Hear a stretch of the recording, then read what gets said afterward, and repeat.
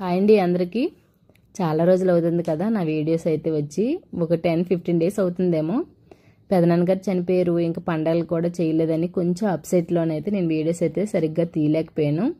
మేమైతే శ్రీకాకుళం నుంచి హైదరాబాద్కి అయితే వచ్చేసాము. నేను, మా వారు, మా అబ్బాయి అయితే వచ్చేసినాక ఒక 1 మంత్ అలా అవుతుంది కదా నేను ఇల్లు విడిచి శ్రీకాకుళం వెళ్ళిపోయాను. ఇంకా ఫుల్గా డస్ట్ పెట్టేసింది.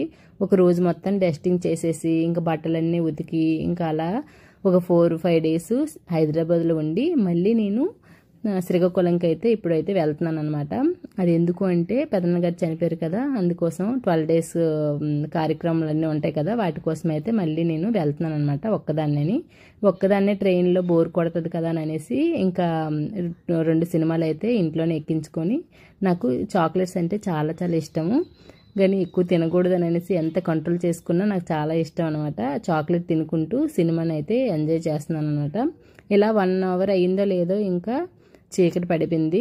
చీకటి పడినాక ఇంకా అందరూ 7:30-8 అయ్యేటప్పటికల్లా ఇంకా నైట్కి తినేసి ఇంక పడుకుందాం అనేసి అందరూ ఇంకా తినేస్తున్నారు. అందుకోసం నేను కూడా ఇంకా ఇష్టం లేకపోయినా కొంచెం తినేసి పడుకుందాము అని అనేసి కొంచెం అయితే తింటున్నాను అనమాట. ఇంట్లో మా వాళ్ళకి చేసి నేను కూడా కొంచెం పట్టుకెళ్ళిపోయాను. అదేంటంటే కొబ్బరి రైస్ ఉంటుంది కదా, అదే చేసుకున్నాను.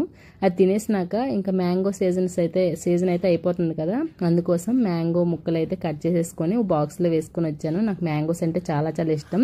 అది తిన్నాక మ్యాంగో తినేసి ఇంకా పడుకున్నాను. ఇంకా ఎర్లీ మార్నింగ్ 6 కల్లా మా ట్రైన్ అయితే వైజాగ్ అయితే వచ్చేసింది. నేను శ్రీకాకుళం వెళ్ళాలి అంటే ఒక 2.5 అవర్స్ అయితే పడుతుంది. అందుకోసమని అనేసి వైజాగ్ నుంచి శ్రీకాకుళంకి నాన్ స్టాప్ బస్ అయితే ఎక్కి ఇంటికైతే వచ్చేసానండి. సరేనండి, నా వీడియోస్ నచ్చినట్లయితే ప్లీజ్ లైక్ చేయండి, షేర్ చేయండి. కొత్తగా నా ఛానల్ చూసిన వాళ్ళైతే ప్లీజ్ సబ్స్క్రైబ్ చేయండి. సరేనా? అందరికీ బాయ్.